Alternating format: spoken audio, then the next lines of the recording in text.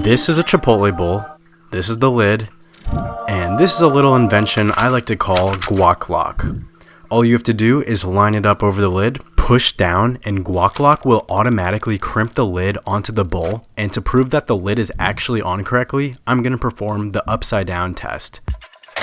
Who would have thought that holding a fully loaded, massive Chipotle bowl by the bottom is actually kinda hard? Anyways, enough of all that. Let's go test this out in a real world scenario with actual employees and see what they think about it.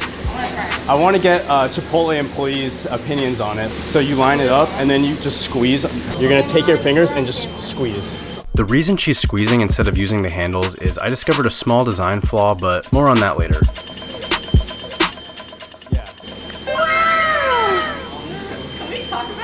Let's go. That's good. Pull it down? Yep, and now it's good, it's done. That's it? Yep. So what do you do, just crimp it for me? Yeah, just take a look.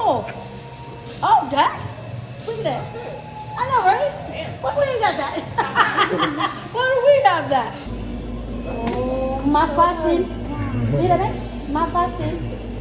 Look, it makes our job easier because look, we get cut. I done cut about 100,000 times. So, did y'all ever talk to Chipotle about that? That's what we're trying to do. If you happen to work for Chipotle corporate and you're watching this, shoot me an email. Going back to the whole design flaw thing, so you'll see here as she pushes down, she actually crushes the paper bowl, and that's why earlier I was having the employees squeeze the sides instead of pushing down. This is one of those issues where real world testing is just so vital, especially when you consider wet pico making these paper bowls all soggy. To fix this issue though, I just added legs so that the countertop reacts against the downforce instead of the weak paper bowl. And this seems to have perfectly done the trick since it is so much easier to use the guac lock now. Like in this clip where I'm filming with one hand and demonstrating it with the other hand. Push down. What the heck?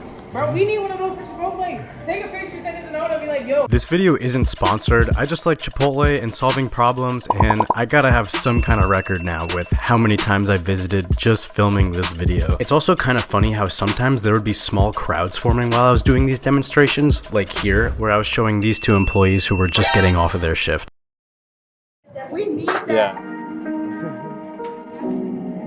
This is how long it takes to close a Chipotle bowl by hand. Full disclosure, I never worked for Chipotle, so this is more of a rookie attempt, but I am ensuring here that the lid is fully crimped and super secure. And this is the guac lock.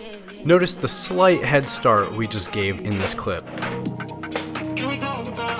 While we're waiting on the manual method to finish up, let's take a look at that edge quality. So you'll see that because the guac lock has flat sides, we get a bunch of flat crimps, which is kind of cool. The manually crimped bowl is definitely more uneven, with some of the edges not really pinched well. I honestly thought I did a great job before I flipped this bowl over, so I have a ton of respect for the employees who are doing this for 8-hour-long shifts. Unfortunately, guac lock is just too good of a name because somebody already trademarked it.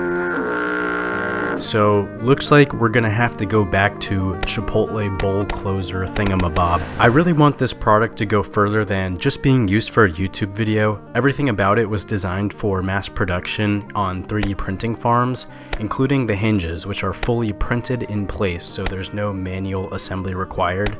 And hopefully we can end things like this from happening once and for all.